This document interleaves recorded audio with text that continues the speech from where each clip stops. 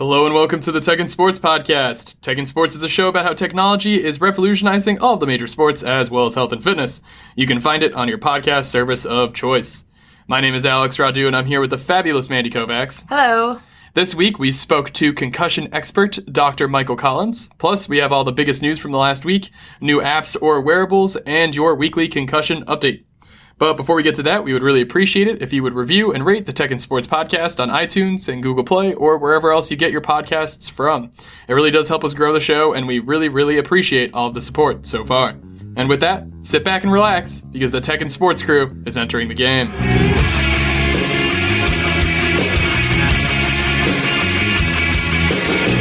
All right, Mandy, the news. All right. So first up is something that broke about an hour after we finished recording last week, which is super annoying, but we're going to fill you guys in anyways. Apparently, FIFA has finally and fully approved video replay to help referees at the upcoming World Cup in Russia this summer. So this has been teased for about a year now, and FIFA's ruling council finally gave it the official green light, and they are now writing the technology into the regulations of soccer.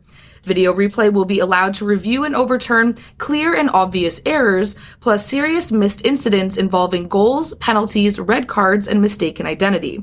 So FIFA will be training 36 referees, plus their teams of assistants, on how to use the video replay, and its next step will be actually finding a sponsor for the technology. I mean, we kind of saw this one coming. Yeah. We reported a few weeks ago about how FIFA was going to use video replay for concussions. Mm-hmm. And I mean, we knew this was coming. Yeah. It's not a shock. It's nice to get confirmation. I know that in the sport of soccer in general, there's been a lot of problems with with video replay in the past so far in the last year, just with whether or not it's just been fairly controversial on how it's working. Mm-hmm. So we'll have to see if that happens in the World Cup, which I'm sure it will. Probably. So I guess, we'll stay tuned. Yeah. And then continuing with the World Cup news, referees at the tournament will also be wearing a special smartwatch developed by FIFA's official timekeeping sponsor, Hublot. So they've all been given the Big Bang Referee, which is an amazing name, first of all, for a watch. And it runs on Android operating system, and it comes with Bluetooth, Wi-Fi, and about a day's worth of battery life, which is actually not great considering some of the standards of battery life for smartwatches right now. But regardless, it's available for consumer purchase as well. But the version the referees will be wearing are integrated with the goal line technology so that they get notifications if something is being reviewed. So the luxury watch in general is a limited edition worth about $5,200 US, and it comes in different team colors and designs. So it displays a countdown to the tournament and gets notifications of match start times and live match stats once the World Cup actually starts. It also vibrates and shows the word goal in giant letters whenever a goal is scored, just in case you miss something. This is the most soccer watch I've ever heard of in my life. I know. I don't know. I mean, hey, if you can afford this, go for it. Yeah, why not? Tell us what it's like, because we can't. It'll be interesting to see how it helps the referees during games. All right, next we have a super fun story coming out of Japan, where researchers developed a basketball-playing robot called Q that's better than Steph Curry. So the 6'3" basketball, as it's being called, was developed by the Toyota Engineering Society, and it can squat, aim, and spring upward to release the ball, just like a normal human player, and it can sink free throws with 100% accuracy. So it practices over and over and over again, just like any human athlete would, and it's infused with artificial intelligence so that it learns from its mistakes every time. So Q is listed as a shooting guard and wears number 70, and it gets to show off its shooting prowess on March 28th during the halftime at a game in Tokyo. And if Q wins, it's officially challenged Steph Curry or Shaquille O'Neal to a head-to-head competition, and I need that to happen. I need that in my life. So my first qualm with this is, why would you challenge Shaq? Shaq is notoriously not a good shooter. Maybe it's just, I don't know, for the joke. Like, that's like why, like, Shaq would be like, okay, I lost to a robot. I could also lose to a high schooler.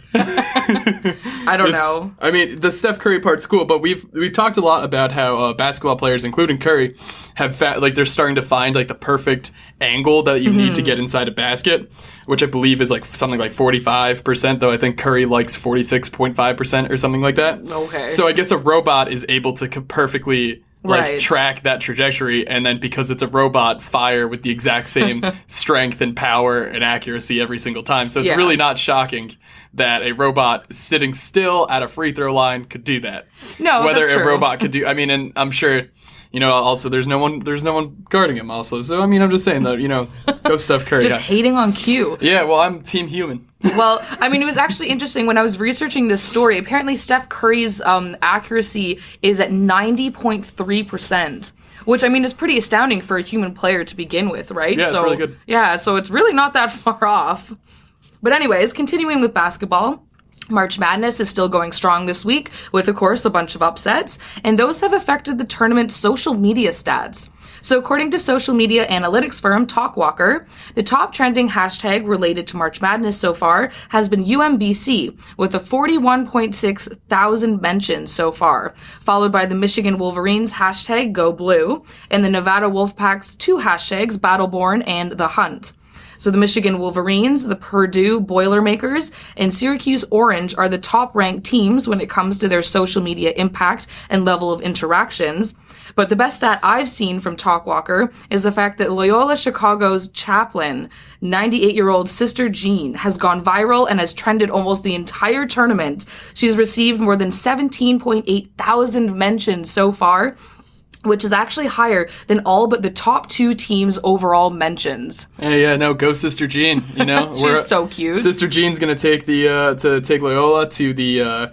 They won last night. They're now in the Elite Eight. Yeah, they did. They did, yeah. So they're gonna be playing. I believe they're playing Kansas State University on next. Sunday, right? On Saturday. So yeah, we do record this the Friday before this publishes. So we'll see if they can make the Elite Four. That would be amazing because Sister Jean's fantastic. Yeah, go Sister Jean. All right, and then another really interesting dive into social media comes from sports analytics company Hookit. So the company has an algorithm that estimates how valuable an athlete is to a brand by looking at how much social media engagement the athlete drives and then giving an actual dollar amount. So for example, Brazilian skateboarder Leticia Buffoni drove 22.6 million social media engagements between just January and March, which translates to approximately $2.5 million worth of marketing and audience reach for her major sponsor Nike. And we can even look at Serena Williams, who took most of this year off from tennis to have her first child, but she still managed to drive 4.6 million engagements on social media, which is worth about 1.3 million for Nike. So, I mean, this is super important because in the world of sports, women are really underpaid and basically not paid attention to ever. But tools like this can really help athletes know their worth and fight for fair sponsorship deals. So I love it. Yeah, no, it's cool. There's also a ton of social media tools of finding out, how many fake followers and stuff, and their actual impact. It's where are Serena's followers? Are they all in the U.S. or are they worldwide? And et cetera, et cetera. So it's good. All these kind of platforms can really help athletes, and honestly, really any whether you're an influencer or whatever. Yeah. Figure out how you're going to manage your audience and how you can get sponsorships through that audience as well. It's all about empowerment.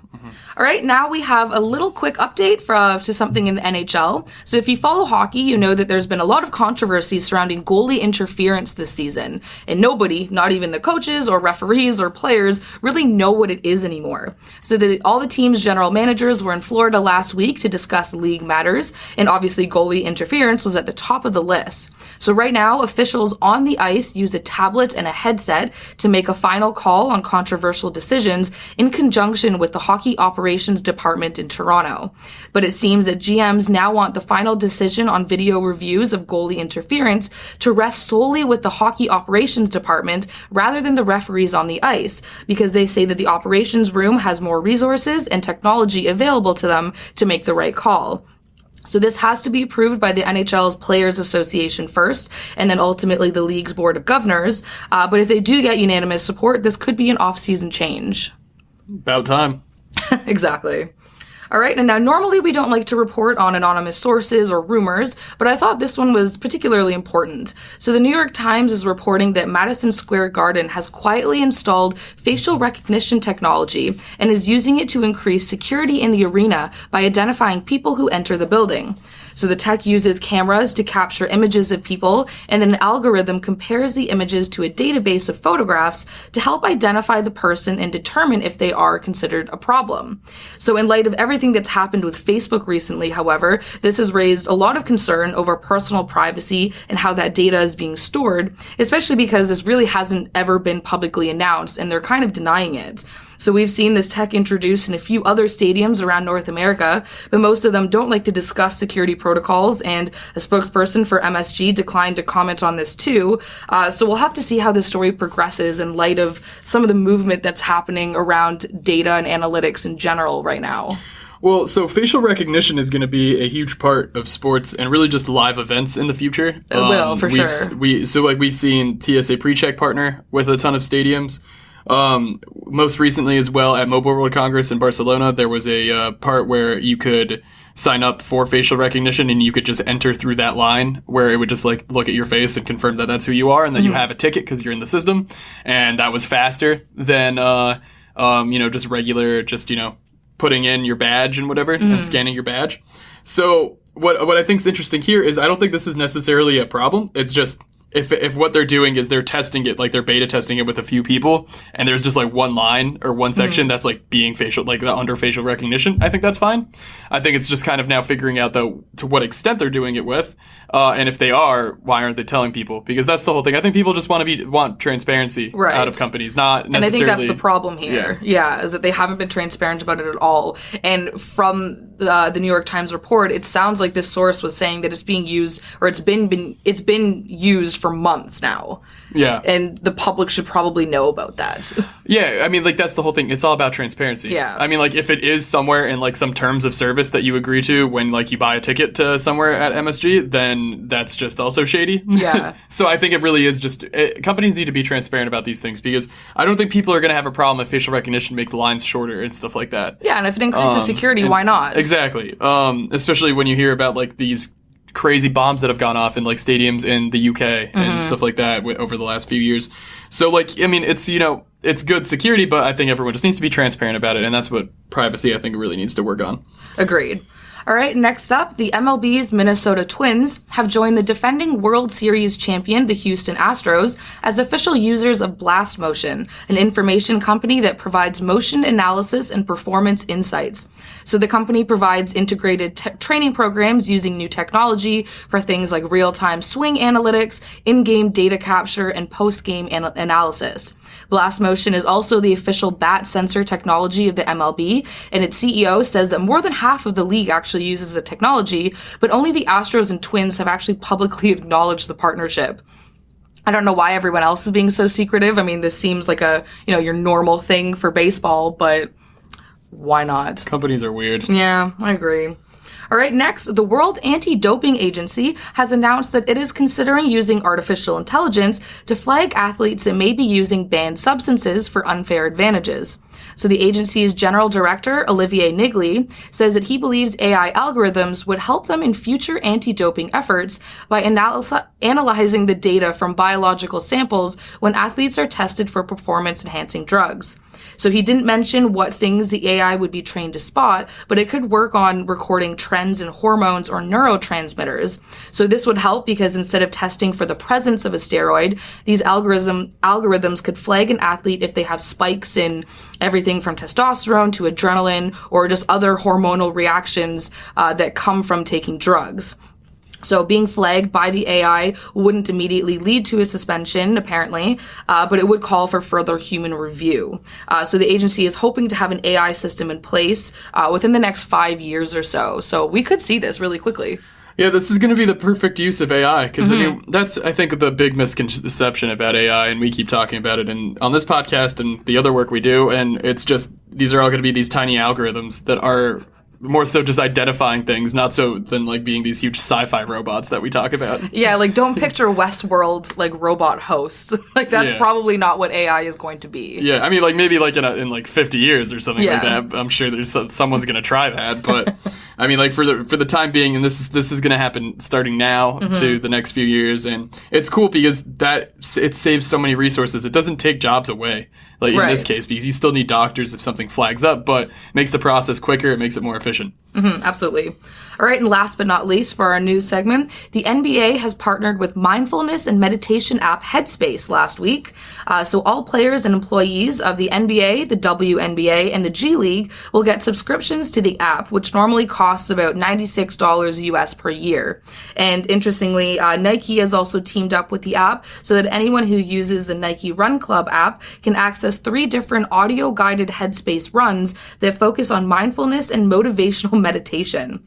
So Nike says that these guided runs will help help your thoughts from drifting to your to-do lists or unanswered work emails while you're trying to be physically active so you can better reach your running goals. Headspace has been downloaded more than 42 times across 190 countries, so it's seen a widespread usage. Yeah, and I'm really wouldn't be shocked if there were NBA players, WNBA players, etc., who weren't already using this. I mean, like you look at Jamal Murray, Canadian guard on the Denver Nuggets. I mean, he talks all the time about how meditation is very important to him. So this, athletes are trying to look at different ways to. I mean, look at LeBron, who spends 7 digits on his body every single year. Yeah. Athletes are looking at ways to prolong their careers and be healthier and become better athletes. So this is perfect. Yeah, mental health is definitely a part of that. All right, well, that was it for our news today. Now we're going to move on to our new apps and wearables. Okay, so I love when I find these wacky wearable stories, and I found the wackiest of these stories on ABC News. You always find these. I do. I mean, I love finding them. They're fun.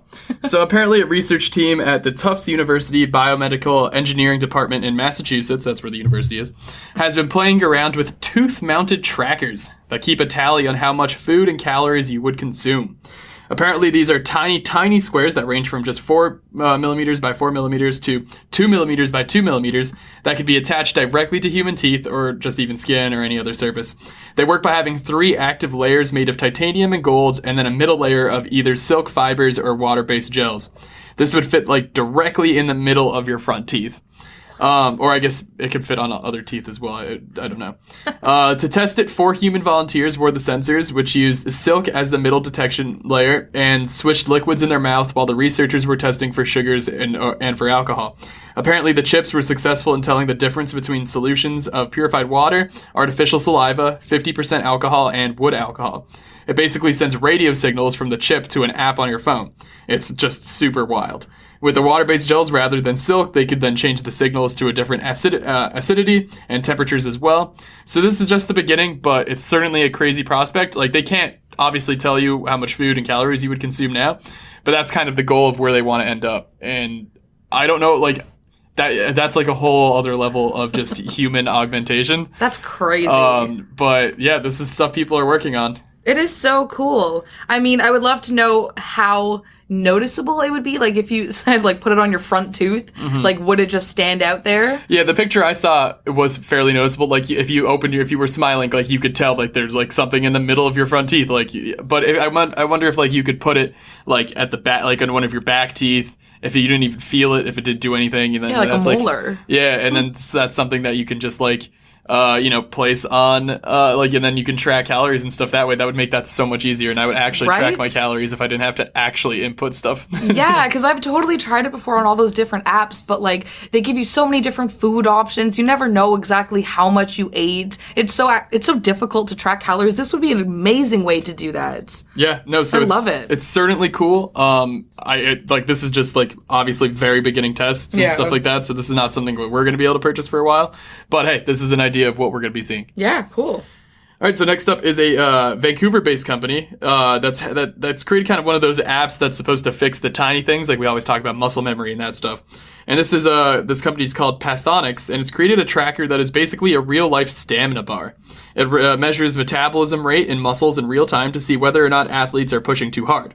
And it can do things like dial into injuries and such to focus on, maybe you're pushing that shoulder you just injured way too much. So sensors are the size of a Band-Aid, and they work similar to the tech that hospitals have to record brain activity. However, this isn't just for athletes. The company says that fire departments could use this to monitor oxygen levels in their firefighters for even more protection. So currently this is unavailable to the public. It's just some really cool tech, but they are aiming to try and make this device available in stores and such like that. Yeah, that's a really cool idea. And I love the fact that it's basically a real life stamina bar. Like, that's just fun. I mean, the thing that stands out the most to me is the being able to monitor oxygen levels and how they identified that, it's not just good for athletes. It's like, wow, if you can do that, you can see when a fireman is, in a house and maybe they're running out of oxygen. You're like, you know what, pull that guy out. Like, don't be risky. Yeah, right. Like, we focus on sports, but I mean, this technology is used for so many other industries and sectors, and are arguably more important in those industries than sports. So, yeah, I love the innovation here. Yeah, no, it's certainly something awesome. And then our last story is kind of just this new VR app. And it's an awesome use of VR as well. So a local Texas VR development company called the IMG Studio created a VR game that puts players into a game of wheelchair basketball. It was developed for the South Texas Regional Adaptive and Paralympic Sports, STRAPS for short, and it will be used to recruit new players, both with disabilities and without, and help players practice before even getting on the court. It could also be a cool recruitment tool to building this sport and expanding its reach, because I think it's very difficult for some people to imagine what they would be able to do playing a sport like wheelchair basketball. So by being able to put a headset on them, that could be a really cool way to be like, hey, this is what you can kind of expect, and be like, oh, okay, maybe I'm interested in this.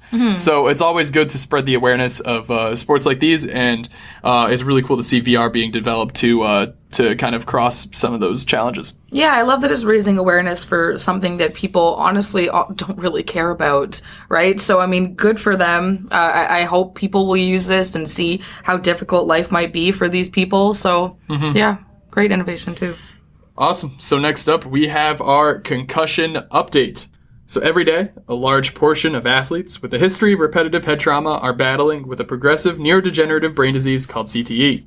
Symptoms of CTE include blurred vision, dementia, depression, headaches, memory loss, and mood swings. There is no cure. It only gets worse with time. This is the number one issue in sports, so every week we'll be updating you on what is happening in the world of concussion prevention. All right, so this week we have some Canadian football concussion news that has been making waves lately, coming from TSN and Sportsnet. On March 15th, the Supreme Court of Canada said that it won't be hearing former CFL pro Arland Bruce III's concussion lawsuit against the CFL and former Commissioner Mark Cohen. Beforehand, two courts in British Columbia, the Supreme Court of British Columbia and British Columbia Court of Appeal, dismissed the suit as well. The ruling from the BC courts comes from a past Supreme Court ruling that said that unionized employees must use labor arbitration and not the courts to resolve disputes that raise from any collective agreement. So Bruce's lawyers used the argument that in the case of the CFL, since athletes negotiate pay individually and have no long-term disability insurance plans, they are excluded from occupational health and safety regulations and in turn aren't entitled to workers' compensation. Apparently, these three courts in Canada disagreed. In response, the CFL's Players Association this week filed grievance against the CFL related to concussions. In a statement announcing the claim, the CFLPA alleges that the league and its member, quote, have chosen not to act on their obligation to care for CFL players who have sustained long-term injuries on the field despite their responsibility to do so, end quote. CFLPA has also added that this is being filed on behalf of all current and former players that it has represented. The CFLPA says that it is necessary for the Pro Football League to warn players, quote, of the risk and dangers of injuries, to inform them of safety concerns, and to properly compensate players who have sustained injuries, end quote. While players are employed by these teams. Ultimately, the CFLPA says that the CFL has failed in their duties to the players. Now, player unions versus the CFL and NFL have been one of the bigger concussion stories in years past. One big difference between the NFL and CFL and other sports like the NBA and NHL is there are no contract guarantees if you get hurt, which is a really big problem in that sport, considering it's much easier to get hurt playing football than any other sport. Yep. In the case of Bruce, who is now 40 and played 14 seasons in the CFL, including 2 Grey Cup wins, he says that he suffered permanent and disabling repetitive head trauma as a player and continues to suffer post-concussive symptoms, such as depression, paranoia, delusions, and more. In addition to his lawsuits in BC, over in Ontario, a class action claim for concussion-related damages exists, and that suit involves over 200 former CFL players, and it was filed in 2015, but has been on hold during Bruce's legal proceedings. Bruce filed his suit in 2014. I mean, I don't think I can fault the courts for their decisions because to some extent, I mean, they have the law backing them up, and to some extent, yeah, like, they are right. These players do negotiate their own pay individually, so they can't exactly fall into a union of that sort. But it just makes the CFL look so bad that they're trying to get out of this. And I mean, I know that it's going to cost them a lot to settle, or even if they lose, but I don't know. They haven't taken responsibility for concussions at all. Like, I think we've mentioned that before, like, when we're comparing the different leagues, like, the NFL is surprisingly ahead because they've actually admitted now that, yes, football does cause brain trauma. And to some extent, the NHL has too, but definitely not as far. But the CFL is behind. Like, the last interview I saw with the head of the league, he flat out denied it. And that's crazy. So, I mean, I kind of hope they lose this. I'm on the player's side. I mean, it's impossible to not be on the player's side here, right? Because it comes to, I know this whole idea with capitalism and all that stuff that people have got, but you can compare it to all the stuff that's happened with Facebook and the idea of privacy. There's a basic human decency element involved. In everything, in everything. And like the CFL, if they're not going to protect their players, how many CFL stars have to die before they're just no more Canadian student, like just football players in general, who are just like, I'm not going to go play in that league because if I get hurt, I'm not going to get compensated for it. Or if if I get a concussion, they're going to just ignore that it's happened and just completely flat out deny that it even is a problem. Yeah, like, why would you want to play for a league that doesn't have your back? Yeah, exactly. So, like, it really makes no sense for the CFL to do that other than just, trying to save money. But that doesn't also feel like a long-term strategy because there are people like us, like, I don't watch the CFL. I barely watch the NFL, and I only watch the NFL because of fantasy football. And then there's the Super Bowl. So if so many people are getting turned off more and more by football because of things like concussions, you don't, like, it's a huge problem in sports, and this just continues to show that there are leagues out there that are still completely denying it. Yeah, and that just looks bad on them. And we'll look back at this in 10, 15 years, and we're going to see how big of a mistake it is on their part. 100%. So we'll keep everyone abreast with this news as well. Yeah, this is a great segue into our discussion, which is coming up next. Yeah, so for our discussion this week, we have yet another interview. Mandy got a chance to speak with Dr. Michael Mickey Collins, the Director of Sports Medicine Concussion Program at the University of Pittsburgh Medical Center, or UPMC. He's a world-renowned expert in sports-related concussions, and UPMC as a whole is the official medical provider of the Pittsburgh Penguins. Unfortunately, however, Dr. Collins was unable to talk about the center's work with the Penguins, but he gave a lot of great insight into concussions and the use of technology for prevention and treatment. So this is obviously something that we've been covering a lot, and rightfully so, people are interested in what's happening with concussions and their athletes that they like to watch. So tune in. We wanted to do this because, I mean, obviously concussion prevention has really become one of the biggest questions in sports right now. And I mean, we're seeing that reflected in how our listeners and how interested they are in really a weekly update of what's happening in this space. So maybe to start, do you want to talk or give us a little quick overview of your research right now at UPMC and some of the groundbreaking things that you're working on there? What we're learning is that concussion is treatable. And I think that's the most important thing I can start off with. Is that we've actually learned now that there's 6 different types of concussions or different profiles that are related to the injury. At the end of the day, concussions is an energy crisis to the cells and neurons in the brain. There's chemicals that come out of the cell that shouldn't come out. There's chemicals that go in the cell that shouldn't go in. And it causes this sort of energy problem to the neuron or cell. There's no cell death. It just results in the neurons working sluggishly. And what we've learned is that there's different systems in the brain that can become decompensated from this energy problem. And the 6 different types of concussions that we now have a pretty good understanding about are as follows: cognitive or thinking problems. The second type of problem is something called a vestibular problem, which is a part of the brain that allows us to stabilize our vision, we move our head, interpret motion, allows us to be in car rides, grocery stores, shopping centers, dynamic exercise, anything where there's movement around someone or someone moving around something. If that system is not working properly, it can cause a lot of symptoms, and I'll get into that in a little bit. The third type of concussion is ocular, meaning eye movements, your ability of your eyes to move together as a team, which is an incredibly complex neurological system. About 60 to 70% of the brain is devoted to that issue. The fourth type of concussion is migraine, which is what it sounds like. Not fun to go through. The fifth type of concussion is neck problems or cervical issues. And the sixth subtype is mood problems and predominantly anxiety.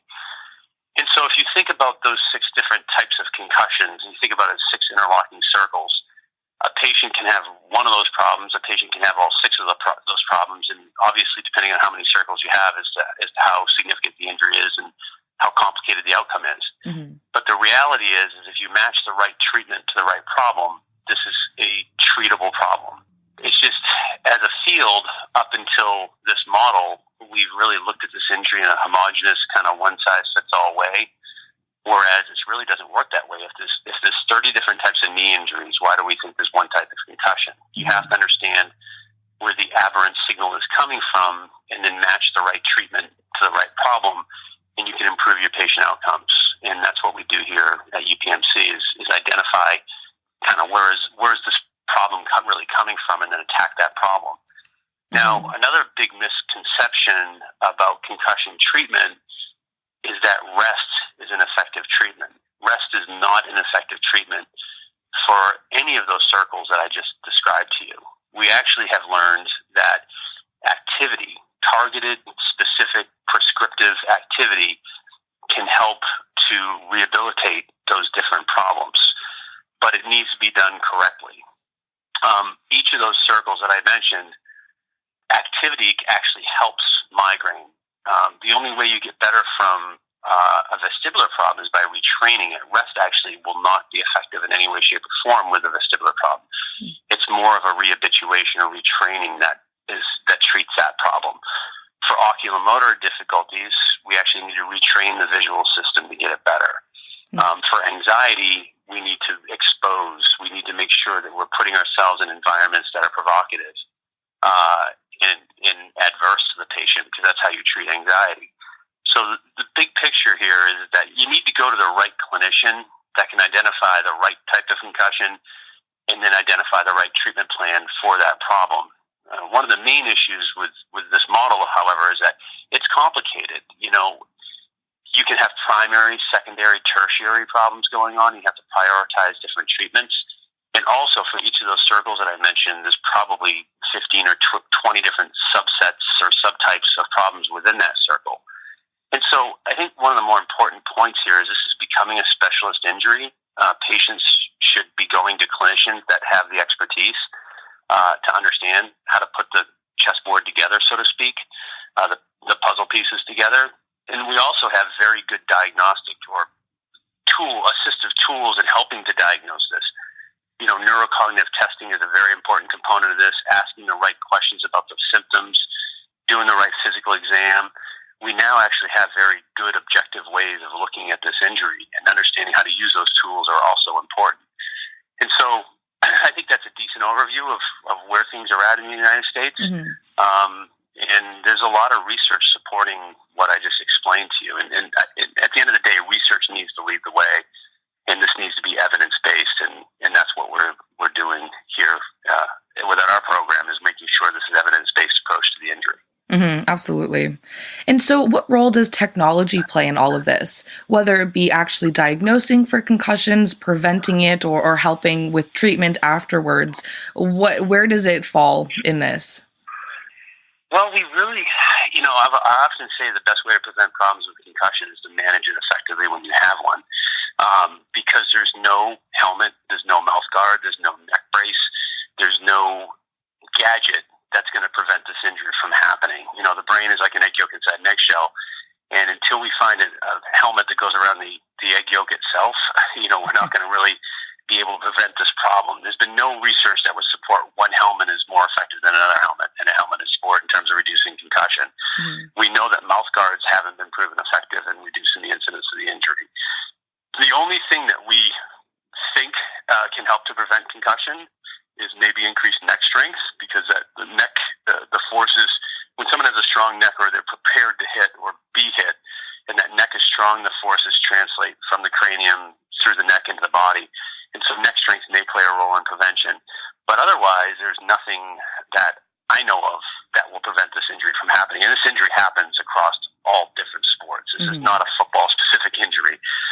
It happens in there's 1.8 to 3.6 million concussions occurring per year in the United States in sports and recreation alone. It's a very common, ubiquitous sort of issue.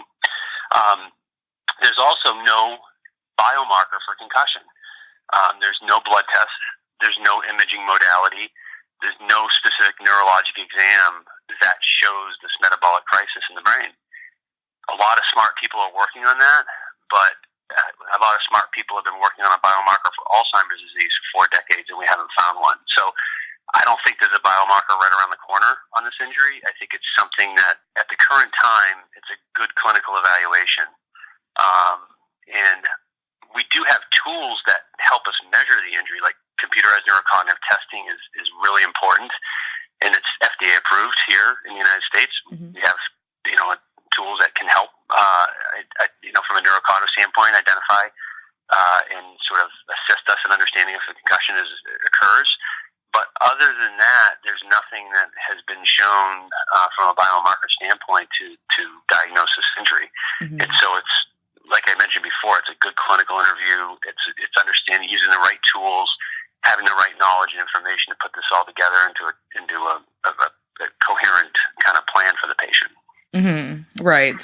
And it's interesting that you bring that up because we have covered a wide variety of interesting concussion prevention technology, or I guess it's less about prevention and more about actually detecting it. Like if you've heard of SyncThinks, they have an ocular movement tracking headset that you put on.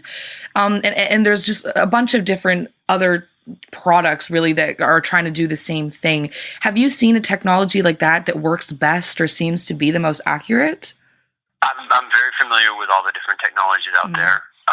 And at this point, there's none of them have been shown to be, highly sensitive and highly specific enough to say in every single case a concussion occurs. There's some really good technologies that are coming on the scene. And they're probably going to help us. But at the end of the day, there's not one tool that's going to be able to encompass those different types of concussions that I told you about. Mm-hmm. A good oculomotor exam may be able to uncover some aspects of the injury, but it's not going to cover all 6 of those different problems that we see. And so, again, it's putting a collective approach to this injury, using multiple tools to evaluate it. And, making sure that we have research to help us understand those tools. And, at this point, there's really, that doesn't exist for anything specifically. Mm-hmm. Okay.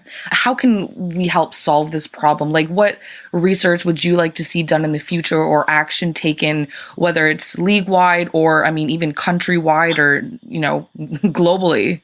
I think great advances have been made with this injury. I think that we have a better understanding that there's different types of problems we see from this injury, and you have to match the right problem to the right treatment. And I think that, like anything, it takes time and science. It's a process. It's not something that happens overnight. But if you look where we're at now, compared to even 5 years ago, athletes are in a better position to be managed effectively with this injury. And I think it's very important to demystify this injury for athletes, and the right evaluation can help get them back to play safely. And that extends far beyond, this is not a specific injury to a specific sport. It happens to a lot of kids, happens in car accidents, slip and falls, recreational accidents in sports as well. This is a very common injury, and it's not only a sports-related injury.